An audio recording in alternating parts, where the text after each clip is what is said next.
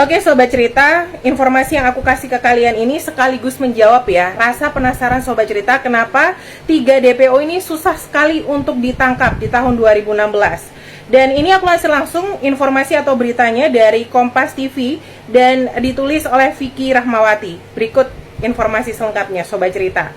Kabid Humas Polda Jawa Barat, Kombes Pol Jules Abraham Abbas itu mengungkapkan alasan kenapa pihaknya itu kesulitan menangkap 3 pelaku pembunuhan dan pemerkosaan Vina di Cirebon, Jawa Barat. Ketiga pelaku tersebut adalah Peggy alias Perong, usianya 30 tahun, kemudian Andi 31 tahun, dan Dani 28 tahun yang kini masuk daftar pencarian orang atau DPO atau menjadi buron. Jules ini mengatakan, Sobat Cerita, bahwa pihaknya itu kenapa kesulitan menangkap karena terkendala dengan identitas asli para pelaku. Jadi sejak 2016, saksi yang diperiksa tidak mengetahui identitas asli pelaku termasuk 8 orang yang telah diadili. Assalamualaikum warahmatullahi wabarakatuh. Jumpa lagi di channel Mesjo Afisa. Pada kesempatan kali ini saya mau mereaksi berita yang lagi viral, yang mana Vina Cirebon kasusnya sudah menemui titik terang setelah Hotman Paris datang ke keluarga si Vina ini ya. Tapi sebelum masuk ke videonya, alangkah baiknya teman-teman yang belum subscribe silahkan subscribe dulu dan nyalakan loncengnya, dan yang sudah subscribe saya ucapkan terima kasih. Yuk, seperti apa pernyataan-pernyataan keluarga korban dan teman-teman korban, langsung saja menuju ke videonya. Let's go.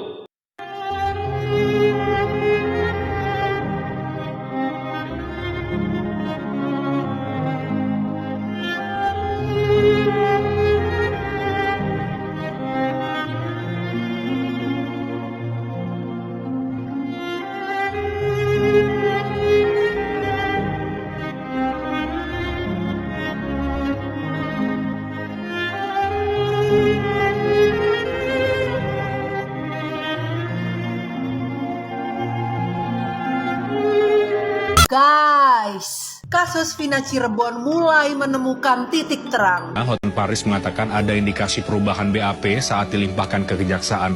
Hotman menduga ada pengaruh pihak lain yang sengaja menghilangkan identitas dan alamat 3 orang tersangka yang lain. Guys, terus terang bibirku keluh ya, adanya yang ketahan gitu. Jadi setelah Pak Hotman ini ketemu sama keluarga dari almarhumah Vina, Hotman menemukan banyak banget kejanggalan, termasuk pernyataan pertama dari kepolisian Cirebon yang mengatakan itu adalah oknum polisi, padahal motornya nggak rusak, handphonenya nggak rusak.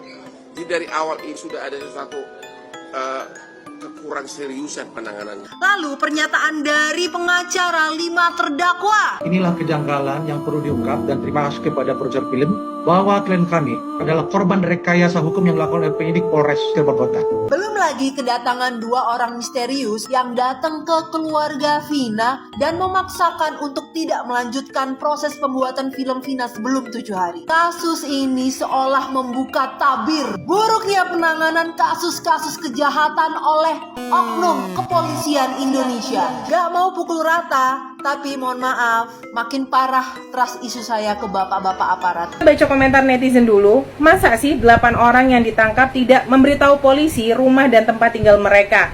Nah, ini ada kaitannya dengan informasi terbaru yang bakalan aku kasih buat kamu Sobat Cerita.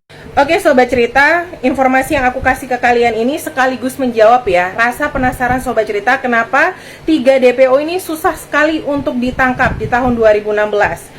Dan ini aku kasih langsung informasi atau beritanya dari Kompas TV dan ditulis oleh Vicky Rahmawati. Berikut informasi selengkapnya Sobat Cerita. Kabid Humas Polda Jawa Barat, Kombes Pol Jules Abraham Abbas itu mengungkapkan alasan kenapa pihaknya itu kesulitan menangkap 3 pelaku pembunuhan dan pemerkosaan Vina di Cirebon, Jawa Barat. Ketiga pelaku tersebut adalah Peggy alias Perong, usianya 30 tahun, kemudian Andi 31 tahun, dan Dani 28 tahun yang kini masuk daftar pencarian orang atau DPO atau menjadi buron. Jules ini mengatakan, Sobat Cerita, bahwa pihaknya itu kenapa kesulitan menangkap karena terkendala dengan identitas asli para pelaku. Jadi sejak 2016 saksi yang diperiksa tidak mengetahui identitas asli pelaku, termasuk 8 orang yang telah diadili. Jadi 8 orang yang sudah ditangkap dan diadili ini sama sekali tidak mengetahui identitas asli Peron, Andi, dan juga Dani. Jadi bahkan Sobat Cerita, ini menurut penuturan polisi ya, nama Dani, Andi, dan juga Peggy alias Peron, apakah itu nama asli atau nama samaran hingga sekarang pun masih ditelusuri. Oke Sobat Cerita, ini berita terbaru ya yang aku lansir dari Kompas TV, di mana mereka menginformasikan bahwa Bareskrim Polri turun tangan dalam pencarian 3 buron kasus pembunuhan dan pemerkosaan Vina. Direktur Tindak Pidana Umum atau Dirtipidum Bareskrim Polri Brigjen Pol Juhandani Raharjopuro menyebutkan bahwa pihaknya telah menerjunkan tim untuk membantu pencarian tersebut. Jadi saat ini Polda Jawa Barat dibantu oleh Bareskrim Polri. Nah, buat kalian yang ingin tahu kira-kira tugas Bareskrim Polri itu apa aja? Oke, ini aku kasih tahu. Jadi tugas dari Bareskrim Polri ini Sobat Cerita adalah melibatkan penyelidikan, penindakan, dan penyelesaian kasus-kasus kriminal yang mencakup berbagai aspek, mulai dari kejahatan terorganisir, korupsi, terorisme, narkotika, hingga pelanggaran hak asasi manusia. Percaya deh, ini sudah dibantu juga sama Bareskrim Polri. Jadi ini Kepolisian Republik Indonesia benar-benar serius menangani kasus Vina ini. Dan believe or not, gak tahu sih, kalau feeling aku ya, pasti kasus ini bakalan terungkap. Aku percaya banget sama polisi, apalagi sudah sifatnya nasional kayak gini ya Sobat Cerita. Kalau sampai 3 orang ini masih bisa berkeliaran dengan bebas, tugas kita sebagai netizen terus kawal kasus ini sampai 3 DPO tersebut ditangkap. Pertama adalah bahwa 3 orang yang tidak ketemu itu dan masih DPO itu memang cukup bagus pelariannya. Kelihatannya dibantu oleh yang lain ya, mungkin oleh keluarga atau pihak-pihak lain, sehingga lalu melarikannya dalam pola yang berbeda dengan 8 orang yang lain itu. Mengapa saya katakan berbeda? Karena sebagai pelaku kejahatan pemula, maka biasanya ketika mereka melarikan diri, bersembunyi itu ada polanya. Apa polanya? Adalah bersembunyi di tempat-tempat yang mereka kenal. Di mana tempat yang mereka kenal itu? Umumnya adalah di rumahnya. Di rumah orang-orang yang dekat dengan dia, misalnya sebagai contoh familinya. Biasanya itu 80% pelaku kejahatan ketika bersembunyi, itu larinya ke arah, kalau nggak rumahnya, kedua adalah rumah familinya. Nah, kelihatannya 3 orang ini itu bersembunyi, melarikan diri tidak ke situ, ya mungkin ke tempat yang lain, dan dibantu pula, maka kemudian lalu bisa kemudian bersembunyi dari jeratan kepolisian hingga sekarang. Yang pertama, yang kedua. Nah, ini yang kedua ini terkait dengan bahwa makin lamanya waktu seseorang itu tidak tertangkap, bukannya makin mudah, malah makin sulit. Mengapa? Karena kalau kita mengandalkan ingatan misalnya, maka ingatan 8 tahun yang lalu tentu akan makin tergerus seiring dengan waktu, iya kan? Maka yang pada waktu itu masih anak-anak, masih kelompok-kelompok anak muda begal, sekarang sudah jadi orang dewasa, sudah jadi pemuda dewasa yang mungkin sekali sulit dikenali. Kalau misalnya kita tidak memiliki satu foto lengkap ya dari depan tentang yang memperlihatkan siapa pelaku, iya kan? Nah, saya mendapat kabar bahwa jati diri daripada 3 orang ini juga belum terdata, belum ada fotonya dan seterusnya, sehingga kalau mengandalkan pada ingatan kita 8 tahun yang lalu tentu akan sulit untuk misalnya menemukan mereka yang sekarang. Juga jangan lupa bahwa orang-orang yang merupakan misalnya teman, saudara pada waktu 8 tahun lalu, mungkin juga sekarang sudah nggak tahu lagi di mana dia berada, iya kan? Dengan kata lain makin susah bagi kita untuk menemukan, mengingat tadi orang tergerus dari sisi ingatan, dari sisi pergerakan dan seterusnya, hal mana diperlukan dalam rangka pencarian tersangka. Yang ketiga, perlu juga ditengarai tentang kelemahan di kepolisian sendiri, di mana manajemen operasional di kepolisian, khususnya manajemen operasional penyidikan di Polri itu buruk, ya, di mana seiring dengan perjalanan waktu, maka tidak ada lagi yang memegang kendali atas satu kasus, apalagi ketika pejabat-pejabatnya sudah saling berganti, ya, saling melepaskan tanggung jawab, dan pejabat yang sekarang ada tentu tidak mau ya ketimpaan begitu saja, menanggung beban begitu saja, atas sesuatu yang merupakan kesalahan atau kelemahan dari senior-seniornya di masa lalu, iya kan? Jadi ini mengindikasikan bahwa proses serah terima tugas ya dari satu pejabat ke pejabat yang lain itu jelek sekali. Alhasil kemudian kepolisian itu cenderung untuk hanya menangani kasus yang hari-hari ini saja muncul, ya kalau kita ibaratkan tumpukan, maka tumpukan yang paling atas lah yang cenderung disentuh, sementara tumpukan yang makin bawah, semakin kemudian tertinggal, tidak terperhatikan, dan alhasil kemudian sampai 8 tahun seperti ini. Dengan kata lain, saya lalu berterima kasih kepada teman-teman media yang telah mengangkat ini dan menjadi perhatian bagi kita semua. Demikian. Oke, jadi gini, balik lagi gue mau tegasin kalau yang gue temui itu bukan arwahnya almarhumah ya, tapi itu hanya jin yang menyerupai sosok almarhumah. Jadi harus dipahami bahwa arwahnya ya sudah tidak ada gitu, seperti yang udah gue jelasin berkali-kali di video-video sebelumnya.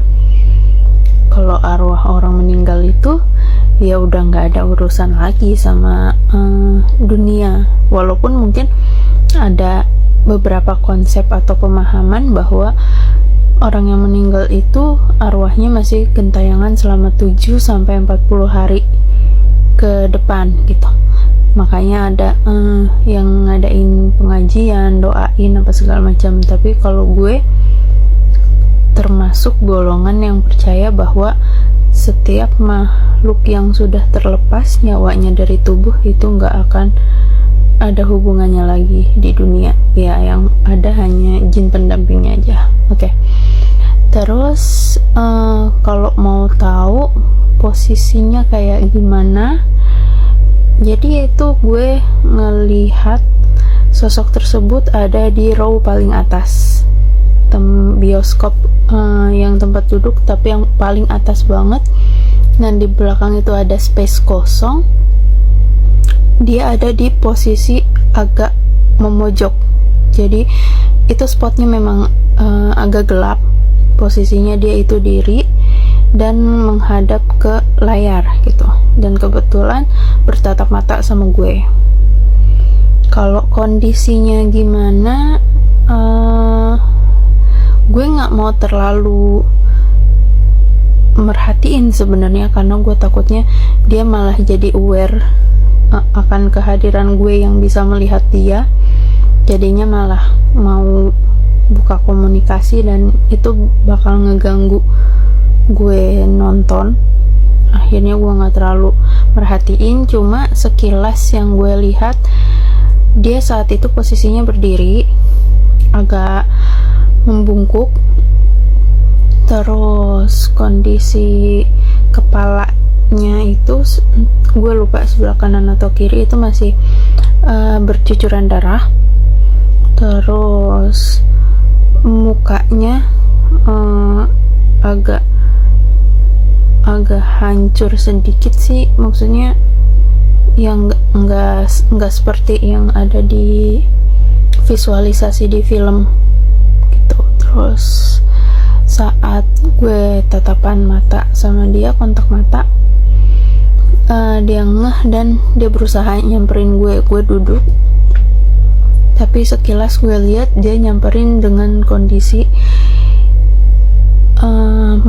merangkak.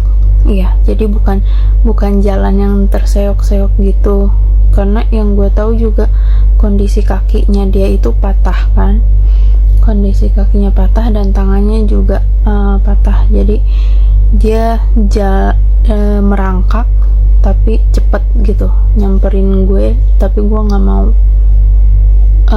bertatapan lagi karena emang sosok tersebut serem banget gitu.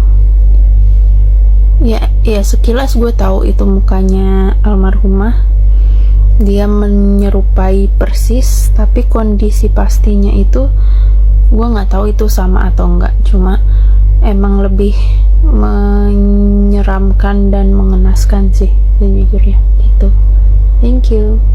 Jadi itu ya teman-teman, cerita kasus pembunuhan dan pemerkosaan Vina yang sampai saat ini sudah mendapatkan titik terang yang mana si Bareskrim Polri sudah turun tangan ya menurut si keterangan si teman-teman yang menceritakan di video ini ya. Jadi masih tinggal 3 orang yang jadi DPO ya, dan ini sudah mendapatkan titik terang karena Bareskrim Polri sudah menurunkan tim khusus ya untuk memburu DPO ini ya teman-teman. Oke, terima kasih buat teman-teman semua. Semoga video ini bisa jadi pembelajaran dan pelaku segera ditangkap ya, atau bisa menyerahkan diri ya.